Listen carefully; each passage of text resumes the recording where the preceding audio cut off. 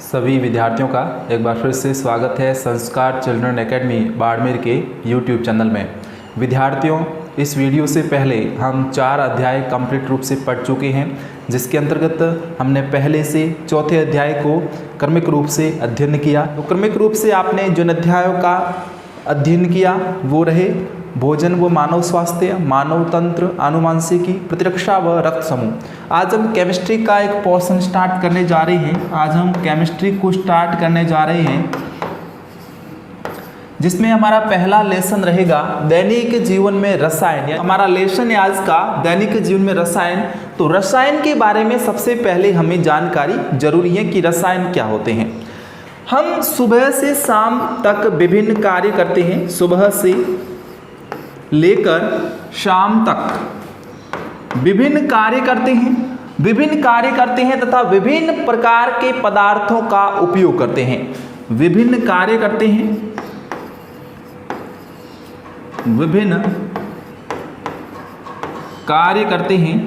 तथा विभिन्न प्रकार के पदार्थों का उपयोग करते हैं। विभिन्न प्रकार के पदार्थों का उपयोग करते हैं। तो सुबह से शाम तक जो पदार्थ हम काम में लेते हैं विद्यार्थियों, वो कहीं ना कहीं क्या होते हैं, वो रसायन होते हैं। क्या होते हैं? रसायन होते हैं। इसके अलावा अगर हम बात करें खेतों की, तो खेतों में हम विभिन्न प्रकार के उर्वरक डालते हैं, विभिन्न प्रकार के कीटनाशकों का छिड़काव करते हैं। वो भी विद्यार्थियों क्या है, वो भी एक प्रकार का रसायन है। हमारा शरीर है, जब तक स्वस्थ है ठीक है, स्वस्थ है तब तक हम रसायन काम में लेते हैं। स्वस्थ नहीं है, अस्वस्थ है, हमारा शरीर कैसा हो गया, अब हमारा शरीर अस्वस्थ हो गया। अस्वस्थ होने के बाद हम कहाँ जाते हैं? डॉक्टर के पास जाते हैं, और डॉक्टर पर्ची पर कुछ दवाइयाँ लिखता है, और वो दवाइयाँ हम मेडिकल स्टोर पे जाके लेते हैं। विद्यार्थियों, वो दवाइयाँ, वो औषधियाँ, वो क्या है? वो भी एक रसायन है। जो औषधियाँ हमारे द्वारा ग्रहण की जाती हैं, जो औषधियाँ हमारे द्वारा एब्जॉर्ब ग्रहण की जाती हैं, उन्हीं को हम रसायन कह सकते हैं। वो भी एक टाइप के क्या है विद्यार्थियों?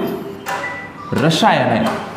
तो हम रसायनों के संदर्भ में बात करते हैं, तो इसके अंदर हमारे आज के इस लेसन के अंदर हम कुछ महत्वपूर्ण रसायनों के बारे में अध्ययन करेंगे, जिसके अंतर्गत हम विद्यार्थियों पढ़ेंगे एसिड को, हम एसिड्स पढ़ेंगे, हम अम्ल पढ़ेंगे।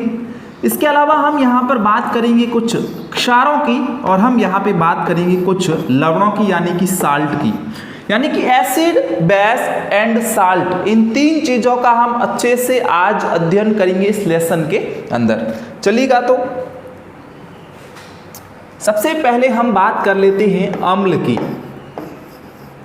और उसके साथ में ही हम कंपैरिजन कर लेते हैं किसका? क्षार का।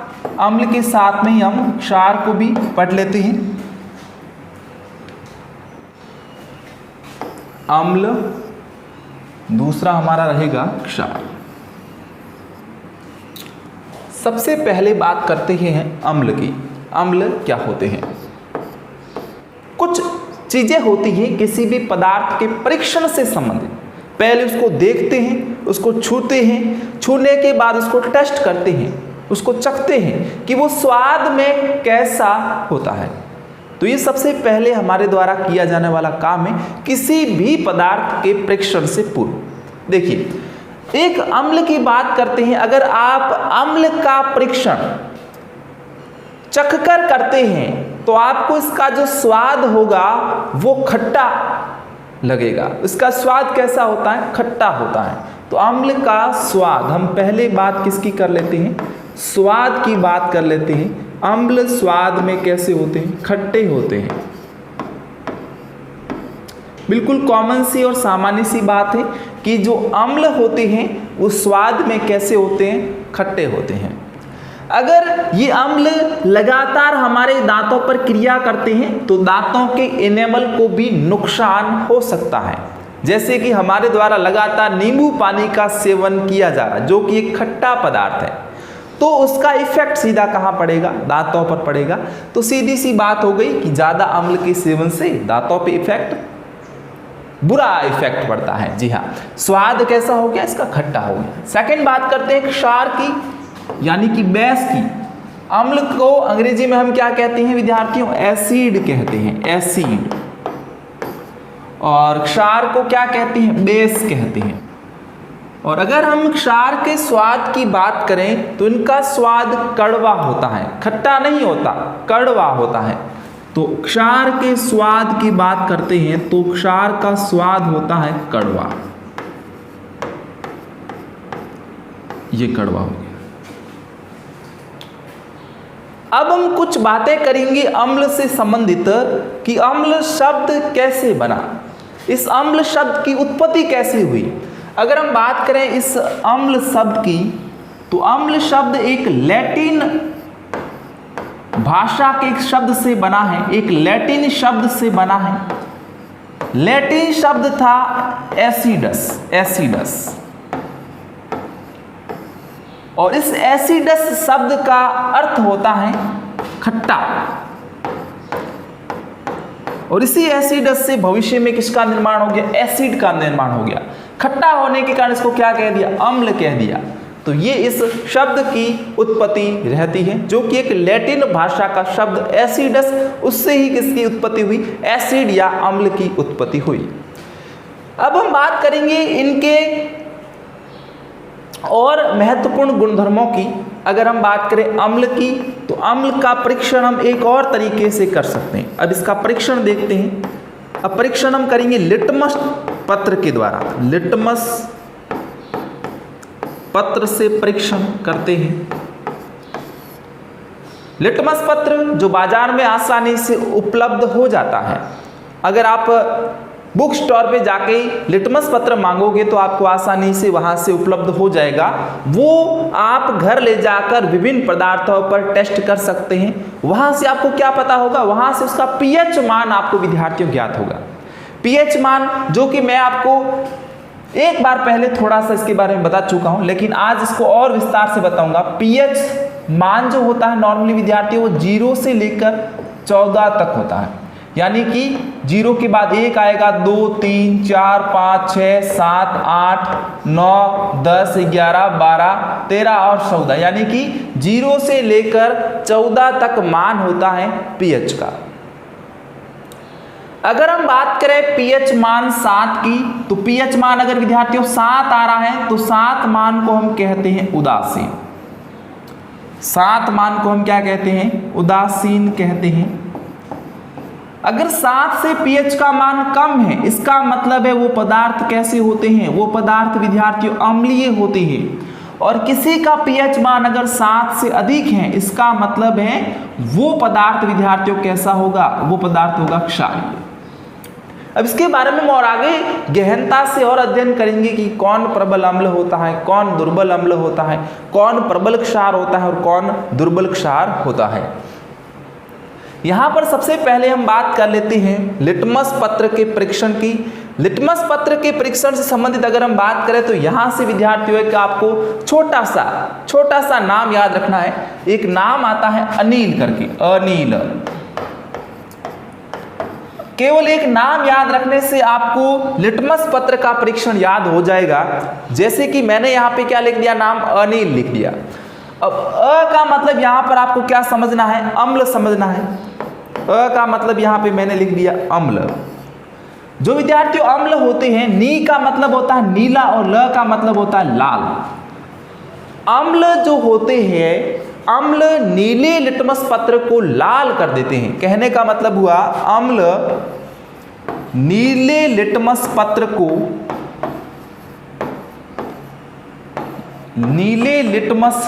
को लाल कर देते हैं, लाल कर देते हैं।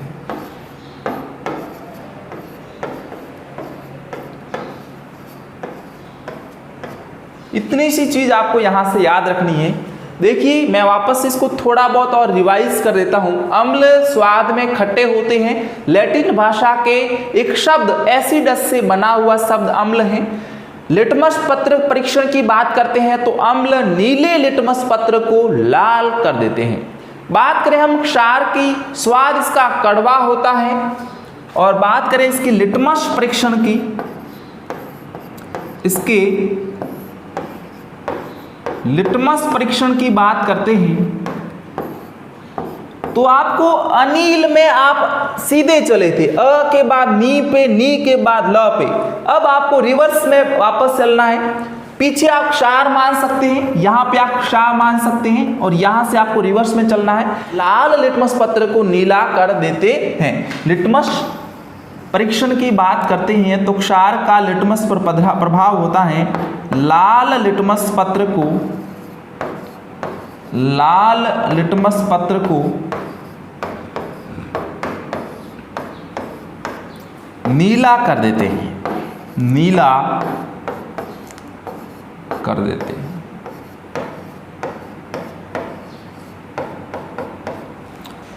तो यहां पर सबसे पहले जब कभी भी आप अम्ल या क्षार का अध्ययन करते हैं तो उसके अंतर्गत ये छोटी छोटी बातें आपको ध्यान में रहना जरूरी है।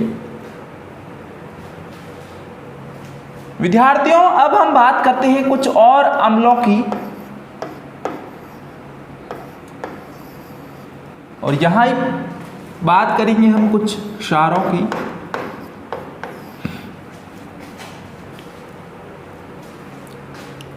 सबसे पहले मैं यहां पे लिखूंगा विद्यार्थियों पदार्थ।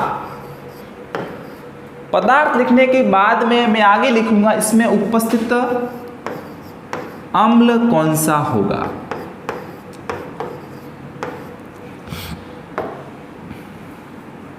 सबसे पहले मैं कुछ पदार्थों के नाम लिख देता हूं। मेरे पास यहां पे नींबू,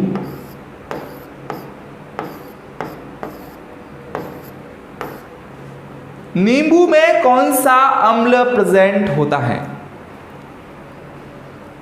तो यहां पे इसका अम्ल, इसमें उपस्थित अम्ल का नाम लिख देना है कि नींबू में जो है विद्यार्थियों वो सिट्रिक अम्ल होता है। नींबू में कौन सा अम्ल होता है? सिट्रिक अम्ल होता है। तो इतना सा नाम लिख देना आप यहां पर, ये सिट्रिक अम्ल हो गया। दूसरा, अगर बात करें हम इमली की, तो इमली में कौन सा अम्ल होता है? तो इमली के अंदर विद्यार्थियों होता है टार्ट्रिक अम्ल, टार्ट्रिक अम्ल। नेक्स्ट आगे बात करते हैं 3 नंबर पे टमाटर की।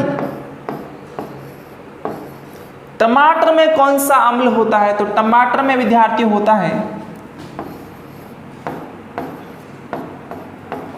एस्कार्बिक अम्ल,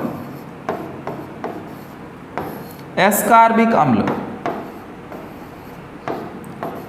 प्रश्न पूछा जाता है स्टूडेंट्स कि सेब में कौन सा अम्ल प्रेजेंट होता है? तो सेब में विद्यार्थियों होता है मैलिक अम्ल, मैलिक अम्ल।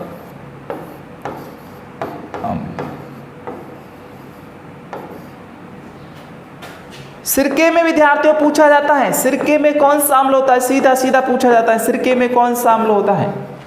एसिटिक अम्ल होता है।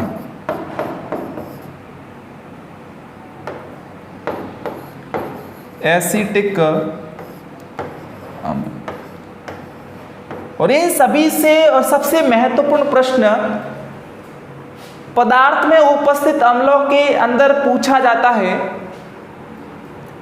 कि चींटी के डंक में या कीट के डंक के अंदर कौन सा अम्ल प्रेजेंट होता है। यहां पे मैं लिख देता हूं चींटी के डंक में, चींटी के डंक के अंदर कौन सा अम्ल प्रेजेंट होता है? तो विद्यार्थियों आप आंसर दोगे फार्मिक अम्ल, फार्मिक एसिड होता है, फार्मिक अम्ल, जिसका फॉर्मूला होता है HCOOH। HCOOH किसका फॉर्मूला है? फार्मिक अम्ल का फॉर्मूला है, जो किसमें प्रेजेंट होता है? कीट के डंक यानी कि चींटी के डंक के अंदर प्रेजेंट होता है। बात करें हम क्षार की, क्षार के अंदर आप कुछ एग्जाम्पल याद रख सकते हो, जैसे कि NaOH, ये है सोडियम हाइड्रोक्साइड। आप याद रख सकते हो KOH, पोटेशियम हाइड्रोक्साइड। आप याद रख सकते हो OH2, मैग्नीशियम हाइड्रोक्साइड आप याद रख सकते हो CaOH2, कैल्शियम हाइड्रोक्साइड आप याद रख सकते हो AlOH का होल 3, एल्यूमिनियम हाइड्रोक्साइड आप याद रख सकते हो NH4OH, अमोनियम हाइड्रोक्साइड। ये विद्यार्थियों कुछ हाइड्रोक्साइड होते हैं, कुछ क्षार होते हैं जिसको हम दो भागों में विभाजित करते हैं। क्षार को हम कितने भागों में विभाजित करते हैं? दो भागों में विभाजित करते हैं। एक होते हैं प्रबल क्षार और एक होते हैं दुर्बल क्षार। तो मैंने यहाँ पे जितने क्षार लिखे हैं, इन क्षारों में अगर आपको पहचान करना पूछे कि विद्यार्थियों पहचान करिए कि इनमें प्रबल क्षार कौन सा होगा और दुर्बल क्षार कौन सा होगा, तो सीधा सीधा आपको पहचान कर लेना है कि प्रबल में आपको दो याद रख लेने हैं। एक आप याद रख लोगे प्रबल के अंदर NaOH, दूसरा प्रबल के अंदर याद रख लोगे KOH। बाकी जितने भी हैं आप दुर्बल में याद रख लोगे। NaOH और KOH आप प्रबल में याद रखोगे, बाकी जितने भी बचे हैं विद्यार्थियों वो आप किस में याद रखोगे? वो आप दुर्बल में याद रख लोगे। यहाँ पे NH4OH, MgOH2, AlOH3, CaOH2 यानी कि ammonium hydroxide, magnesium hydroxide, aluminium hydroxide, calcium hydroxide, ये सारे के सारे दुर्बल क्षार होते हैं। अगर प्रबल क्षार की बात की जाती है तो वहां पे आप आंसर दोगे सोडियम हाइड्रोक्साइड और पोटेशियम हाइड्रोक्साइड। इसी प्रकार से हम अम्ल के अंदर भी विभाजन करेंगे, लेकिन वो आगे की स्लाइड में। चलिएगा यहां पर हम अम्ल और क्षार वापस से लिख देते हैं। ये हमने लिखा अम्ल और यहां पर हमने ये लिख दिया क्षार। अब हम इसको दो भागों में विभाजित करते हैं।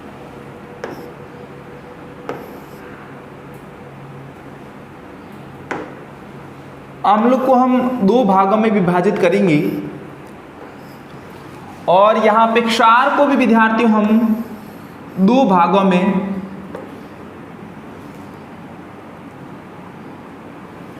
क्षार को भी हम यहां पर दो भागों में विभाजित करेंगे। सबसे पहले विभाजित करेंगे अम्ल को। अम्ल के अंदर भी विद्यार्थियों होगा एक प्रबल अम्ल होगा, प्रबल अम्ल। अम्ल के अंदर दूसरा इसमें कैटेगरी होगी दुर्बल अम्ल की।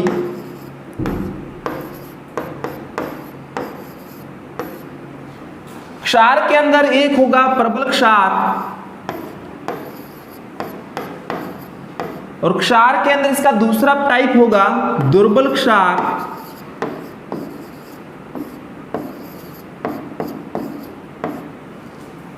तो अम्ल व क्षार प्रत्येक को हमने दो दो पार्ट्स के अंदर डिवाइड कर दिया, प्रबल और दुर्बल।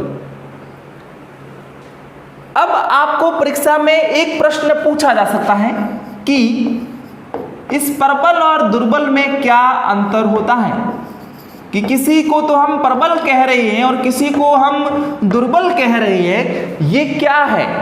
मेरे प्यारे विद्यार्थियों, एक संकल्पना प्रस्तुत की गई एसिड बेस के अंदर, अम्ल क्षार की एक संकल्पना प्रस्तुत की गई आर्रेनियस के द्वारा, जो कि हम आगे के लेक्चर के अंदर पढ़ेंगे। किसने विद्यार्थियों? आर्रेनियस ने। आर्रेनियस ने एक संकल्पना प्रस्तुत की थी सबसे पहले सन 1887 के अंदर। सन 1887 के अंदर वैज्ञानिक आर्रेनियस ने सबसे पहले एसिड बेस थ्योरी, अम्ल क्षार की संकल्पना प्रस्तुत की थी। इसमें उन्होंने कहा था कि वे अम्ल या क्षार जो जलीय विलयन में पूरी तरीके से आयनित हो जाते हैं, वे अम्ल व क्षार जो जलीय विलयन में, ये जलीय विलयन है, ध्यान देना, ये यहाँ पे जलीय विलयन है किसका? किसी क्षार का या किसी अम्ल का। इस क्षार या अम्ल के अंदर जो आयन रहते हैं वो पूरी तरीके से आयनित हो जाए। इसके अंदर मैंने डाला NaOH, पूरा का पूरा आयनन हो गया। इसके अंदर मैंने डाला KOH, पूरा का पूरा आयनन हो गया। इसके अंदर मैंने डाला सल्फ्यूरिक अम्ल, पूरा का पूरा आयनन हो गया। इसके अंदर मैंने डाला हाइड्रोक्लोरिक अम्ल, पूरा का पूरा आयनन हो गया। यानी कि वे अम्ल और क्षार जिसको अगर हम जल में डालें तो जल में अगर उसका पूरी तरीके से आयनन हो जाता है तो स्टूडेंट्स हम उसको क्या कहते हैं, उसको हम कहते हैं प्रबल अम्ल और प्रबल क्षार। इसके ऑपोजिट अगर ये कहा जाता है कि जलीय विलयन के अंदर अगर कोई अम्ल या क्षार पूरी तरीके से आयनित नहीं होता, किसी अम्ल या किसी क्षार को जब जल के अंदर डाला जाता है तो उसका जलीय विलयन बनता है, और जब उस जलीय विलयन के अंदर उनका पूरी तरीके से आयनन नहीं होता है तो हम क्या कहते हैं, तो हम कहते हैं कि वो दुर्बल अम्ल और दुर्बल क्षार है। कि पूरी तरीके से आयनन होगा तो वो प्रबल होगा और पूरी तरीके से आयनन नहीं होगा तो वो दुर्बल होगा, सीधी सी बात है।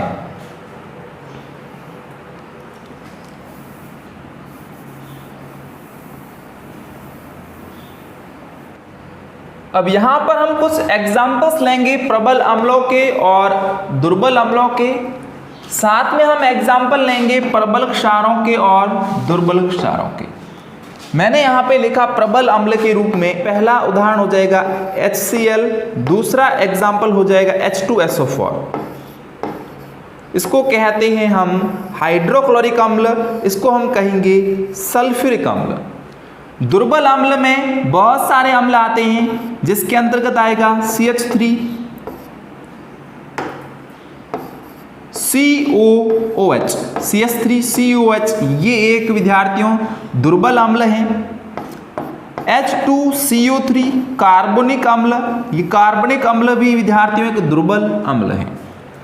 तो हाइड्रोक्लोरिक अम्ल और सल्फ्यूरिक अम्ल ये तो प्रबल अम्ल के उदाहरण हैं, एसिटिक अम्ल और कार्बनिक अम्ल ये दुर्बल अम्ल के उदाहरण है। और बात करें हम प्रबल क्षार की तो प्रबल क्षार के अंदर भी आपको दो उदाहरण याद रखने हैं, एक NaOH और दूसरा KOH। कौन सा स्टूडेंट्स, एक आपको याद रख लेना है NaOH, दूसरा कौन सा याद रखोगे, KOH। नेक्स्ट हम बात करेंगे आगे दुर्बल क्षार की कि कौन कौन से क्षार दुर्बल होते हैं। तो पहला आपको याद रख लेना विद्यार्थियों MgOH2, OH का हॉल 2 यानी कि O का भी 2, H का भी 2, CaOH का हॉल 2, AlOH का हॉल 3,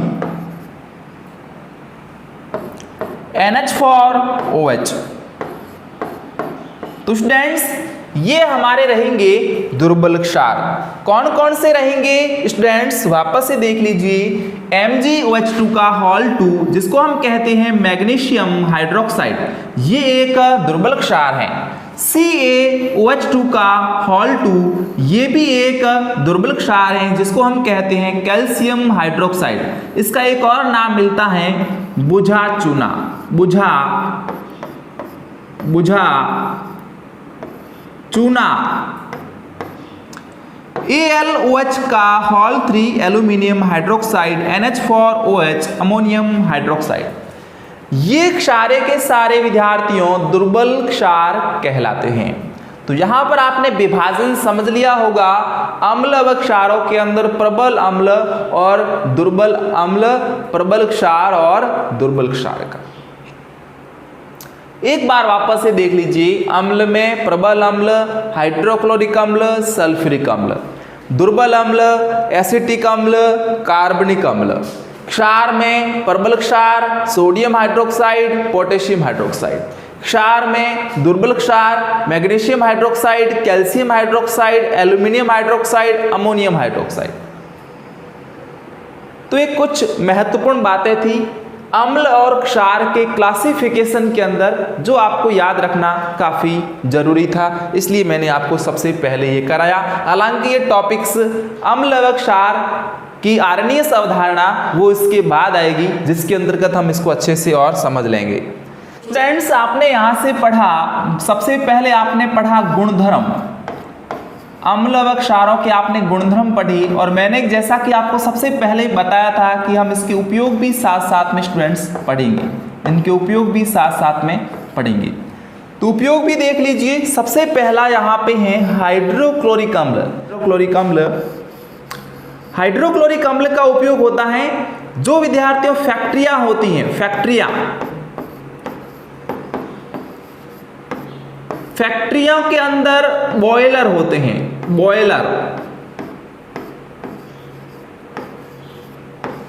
फैक्ट्रियां होती हैं और फैक्ट्रियों के अंदर स्टूडेंट्स क्या होते हैं, बॉयलर होते हैं। इन बॉयलरों को अंदर से साफ करने के लिए, किसका यूज होता है, तो इन बॉयलरों को अंदर से साफ करने के लिए किसका यूज होता है, इस हाइड्रोक्लोरिक अम्ल का यूज होता है। दूसरा हम बात करें सल्फ्यूरिक अम्ल यानी कि H2SO4 की, इसको अम्लों का राजा कहा जाता है, अम्लों का राजा। तो अम्लों का राजा, किंग्स ऑफ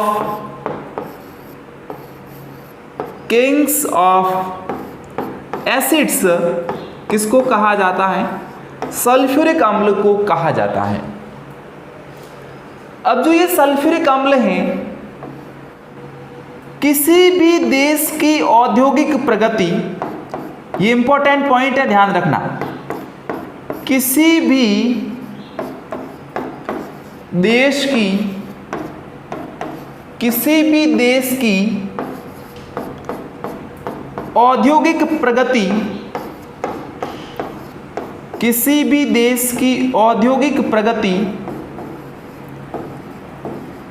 उस देश में खपत होने वाली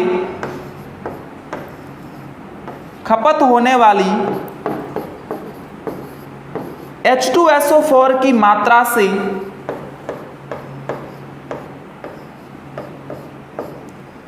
आंकी जाती है। काफी इंपॉर्टेंट बिंदु है, काफी महत्वपूर्ण पॉइंट है, इसको नोट करिएगा। किसी भी देश की औद्योगिक प्रगति उस देश में खपत होने वाली H2SO4 की मात्रा से आंकी जाती है। कोई देश है, उस देश के अंदर H2SO4 कितना खर्च हो रहा है, जिस देश के अंदर H2SO4 की खपत ज्यादा होती है, हम कहते हैं कि वो देश प्रगति कर चुका है या प्रगतिशील है, या तो विकास कर चुका है या विकासशील है। और जिस देश के अंदर H2SO4 की खपत कम है, हम कहेंगे कि वो देश प्रगति नहीं कर रहा है या फिर वो प्रगतिशील नहीं है। तो यहाँ पे आपने हाइड्रोक्लोरिक अम्ल को देख लिया, सल्फ्यूरिक अम्ल को देख लिया। एक प्रश्न इसमें और पूछा जाता है, एक क्वेश्चन इसमें और नोट करना आप कि स्टूडेंट्स यहाँ पे आपको कहीं कार्बन दिखाई दे रहा है। हाइड्रोक्लोरिक अम्ल का सूत्र होता है HCl। क्या स्टूडेंट्स यहाँ पे आपको कार्बन नजर आ रहा है? नहीं। H2SO4, क्या यहाँ पर आपको कार्बन नजर आ रहा है? नहीं। तो जिसके अंदर कार्बन नजर नहीं आते, जिस अम्ल के अंदर कार्बन प्रेजेंट नहीं होते, उसको हम कहते हैं खनिज अम्ल। क्या कहते हैं स्टूडेंट्स? खनिज अम्ल। तो एक और पॉइंट आप याद रख लोगे, खनिज अम्ल। एक होता है खनिज अम्ल और दूसरा होता है नेचुरल एसिड, जिसे हम कहते हैं प्राकृतिक अम्ल। प्राकृतिक अम्ल का मतलब है वह अम्ल या वे अम्ल जो प्रकृति से, नेचर से प्राप्त होते हैं। नेचर का मतलब है जीव जंतुओं से या पेड़ पौधों से। एसिटिक अम्ल, नीचे वाला कार्बनिक अम्ल, तो ये दोनों कैसे अम्ल हो गए? प्राकृतिक अम्ल हो गए, क्योंकि इसमें कार्बन उपस्थित है, और जिसमें कार्बन उपस्थित होता है वो नॉर्मली क्या होता है? वो नेचुरल एसिड होता है। एक अम्ल और आता है स्टूडेंट्स, यहाँ पे आप याद रख लेना, HNO3।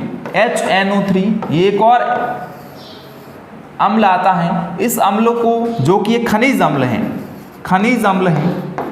जो कि एक खनिज अम्ल है, HNO3 जो कि एक खनिज अम्ल है, जिसको हम क्या कहते हैं? नाइट्रिक अम्ल कहते हैं।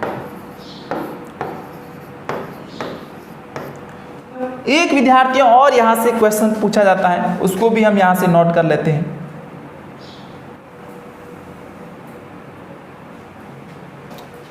एक और क्वेश्चन पूछा जाता है,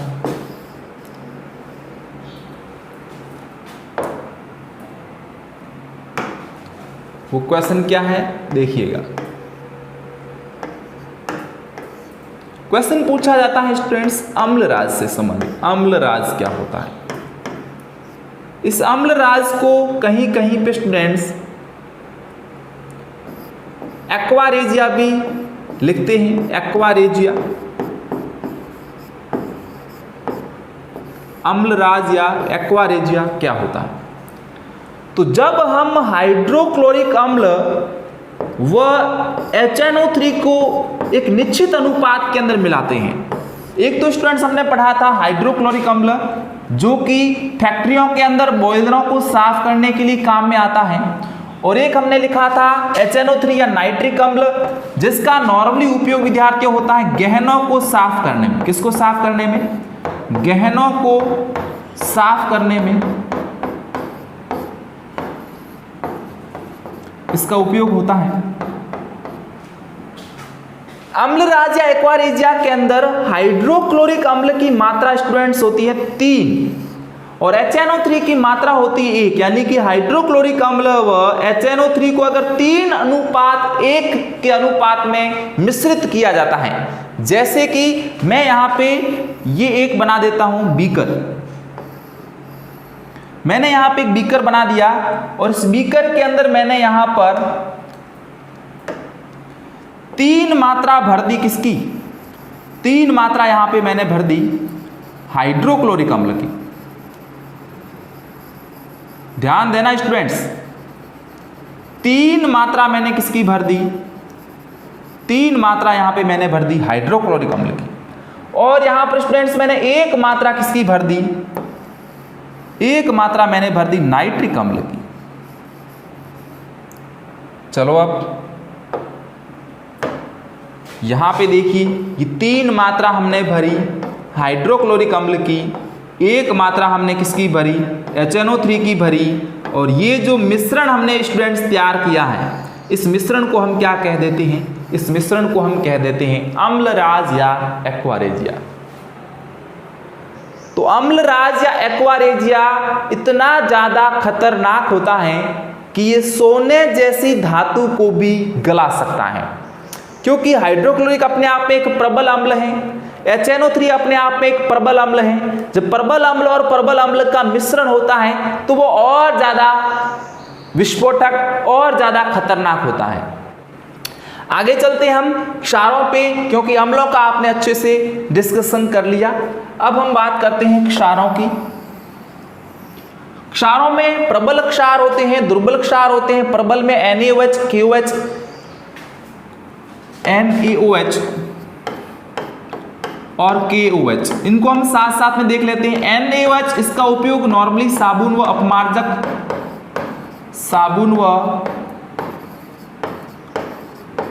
अपमार्जक के निर्माण में होता है। साबुन व अपमार्जक के निर्माण में इसका उपयोग होता है। इसका उपयोग वस्त्र उद्योग के अंदर, इसका उपयोग होता है कागज उद्योग के अंदर, वसा व तेलों के निर्माण में इसका उपयोग होता है। वसा व तेलों के निर्माण में इसका उपयोग होता है। KOH की बात करें, पोटेशियम हाइड्रोक्साइड की, तो शैम्पू बनाने में इसका उपयोग होता है। तो बहुत सारी यूजेज हैं NaOH के और KOH के। बात करें हम MgOH2 की, तो ये कहलाता है milk of magnesia. Milk of magnesia कहलाता है। यानी कि हमारे पेट के अंदर अगर कभी एसिडिटी बढ़ जाती है तो उस एसिडिटी को कंट्रोल करने के लिए, उस एसिडिटी को न्यूट्रल करने के लिए हमारे शरीर के अंदर एक घटक डाला जाता है जिसको हम कहते हैं मिल्क ऑफ मैग्नीशिया।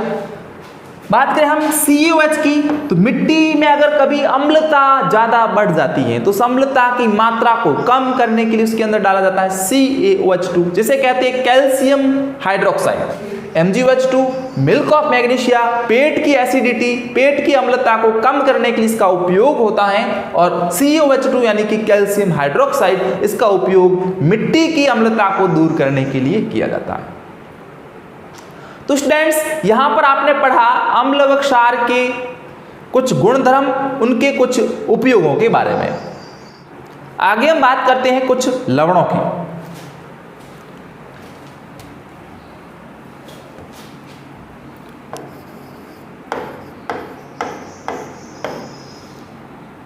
स्टूडेंट्स जो लवण होते हैं वो लवण अम्ल व क्षार की क्रिया से बनते हैं। जो लवण होते हैं जब अम्ल की अभिक्रिया किसी क्षार के साथ में होती है तो अम्ल क्षार के साथ क्रिया करके हमेशा लवण बनाता है और लवण के साथ में जल बनाता है और जल के साथ में कुछ ऊर्जा निकलती है, कुछ ऊष्मा का उत्सर्जन होता है। जब अम्ल किसी क्षार के साथ में अभिक्रिया करता है तो लवण का निर्माण होता है, साथ में जल बनता है और ऊष्मा की कुछ मात्रा उत्सर्जित होती है। ऊष्मा की कुछ मात्रा उत्सर्जित होती है, इसलिए अम्ल व क्षार की इस रिएक्शन को हम क्या कहते हैं? ऊष्माक्षेपी रिएक्शन कहते हैं। ध्यान देना, पहली इसको हम कहेंगे ऊष्माक्षेपी अभिक्रिया। दूसरा इंपॉर्टेंट पॉइंट यहां पे नोट करना कि अम्ल व क्षार मिल रहे हैं तब लवण का निर्माण हो रहा है, यानी कि अम्ल और क्षार उदासीन हो रहे हैं और उदासीन होने के कारण इस रिएक्शन को हम क्या कह देते हैं? उदासीनीकरण अभिक्रिया भी कह देते हैं। उदासीनीकरण अभिक्रिया। तो काफी महत्वपूर्ण पॉइंट यहाँ पे नोट किए हैं आपने। पहली, अम्ल व क्षार की अभिक्रिया से अम्ल व क्षार उदासीन होते हैं जिसके कारण इसको उदासीनीकरण अभिक्रिया कहते हैं।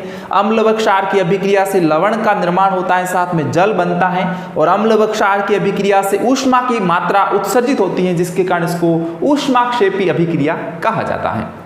अब ध्यान देना, हम यहाँ पे कुछ लवणों के नाम लिख रहे हैं। ध्यान देना स्टूडेंट्स, यहाँ पर हम कुछ लवणों के नाम लिख रहे हैं। सबसे पहले हम लिख रहे हैं Na2CO3.10H2।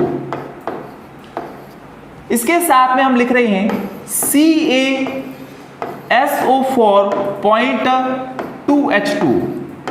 इसके साथ में हम लिख रहे हैं CaSO4.12H2O। इसके साथ में स्टूडेंट्स हम लिख रहे हैं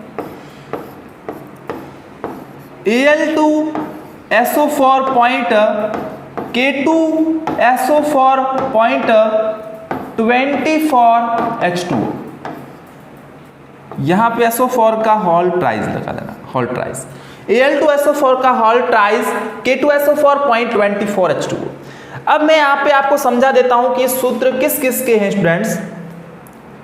पहला तो ये फॉर्मूला मैंने लिखा है, ये है स्टूडेंट्स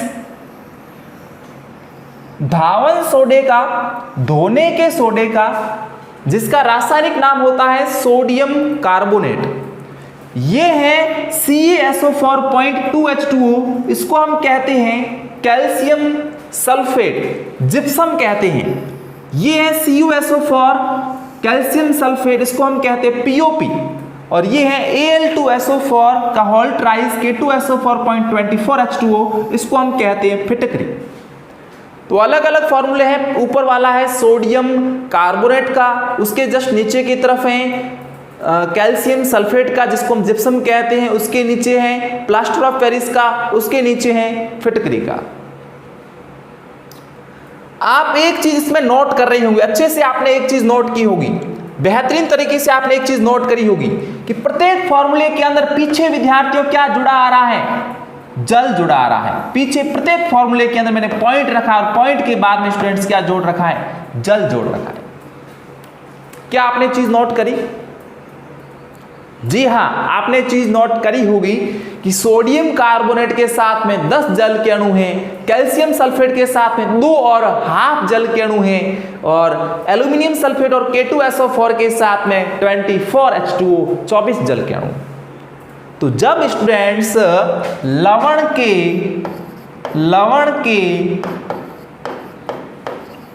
इकाई सूत्र के साथ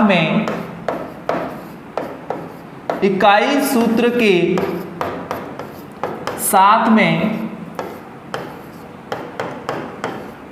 संयोजित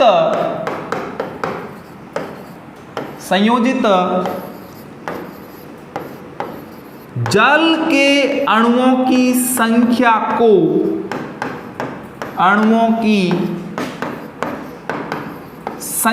को क्रिस्टलन जल कहते हैं। संख्या को